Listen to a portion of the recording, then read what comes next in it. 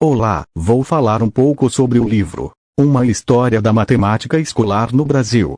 Logo no início do livro o autor nos faz uma pergunta. Terá sido da Companhia de Jesus o responsável pela gênese da escolarização das ciências e, em particular, da matemática no Brasil? O autor nos conta que o interesse dos jesuítas pelas ciências é bem antigo. Um dos mais destacados estudiosos das ciências foi Clavius, que era matemático e astrônomo. Deixou vários tratados em várias áreas da matemática. A intenção dos jesuítas era a difusão destes ensinamentos por toda a Europa. Em Portugal, a aula de esfera despertou um interesse específico entre os jesuítas, não só pelo conhecimento, mas para a instrução da mão de obra das missões no Oriente e na África.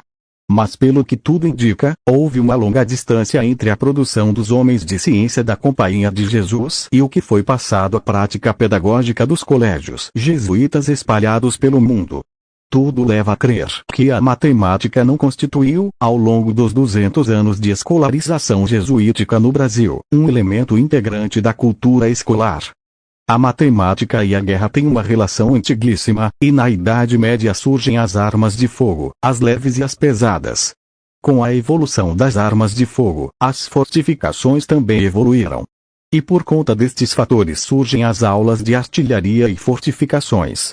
No começo, o nome engenheiro aplica-se ao engenheiro militar, que era um oficial e um matemático. Em Portugal, Dom João IV funda em 1647 a aula de fortificações e arquitetura militar, como forma de reorganizar sua força militar. Portugal ficou sob domínio espanhol por 60 anos. Em 19 de agosto de 1738, por ordem de uma carta régia, autoriza-se ministrar o curso, a aula de artilharia e fortificações do Rio de Janeiro. A ordem régia designa como professor José Fernandes Pinto Alpoim. O ensino das academias militares, baseado na filosofia racionalista de Descartes, pretendia formar engenheiros militares, cartógrafos e matemáticos, capazes de levar a cabo o levantamento de mapas com latitudes determinadas pelos novos métodos empregados na Inglaterra e na França, e habilitar engenheiros a construir fortificações para a defesa dos domínios ultramarinos. Alpoim vai escrever 2 livros que se tornariam os primeiros livros didáticos escritos no Brasil. Em 1744 o Exame de Artilheiros e em 1748 o Exame de Bombeiros. Ambos livros estruturados por meio de perguntas e respostas. Podemos deduzir que os alunos de Alpoim, que tinha por volta de 18 anos de idade no ingresso ao curso, não sabiam as 4 operações fundamentais. A sequência didática utilizada pelo autor incluía geralmente 3 passos: definição, explicação e exemplo numérico. O livro trazia uma narrativa matemática, como o exemplo abaixo. Pergunta 12. Que é somar? Resposta: somar é uma operação pela qual tenso junto muitos números conhecidos em uma soma. Se conhece o valor da soma que não era conhecida. Pergunta 13. Como se faz?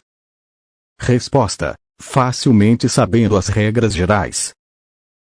Pergunta 14. Quais são?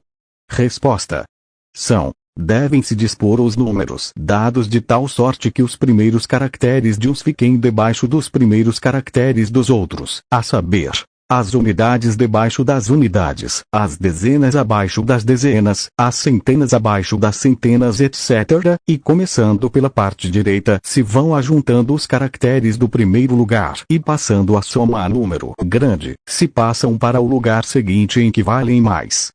O livro Exame de Bombeiros tinha o objetivo de ensinar o ofício da arte de deitar bombas. O texto foi estruturado com mais profundidade e preocupação com rigor. Assim, o primeiro livro de Alpoim, Exame de Artilheiros, contém ensinamentos primários, para o ensino das primeiras letras da matemática.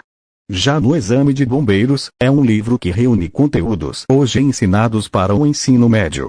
Um traço distintivo do texto de Alpoim, no entanto, é que também neste segundo livro, não há nenhuma preocupação matemática com proposições, elementos que envolveriam demonstrações.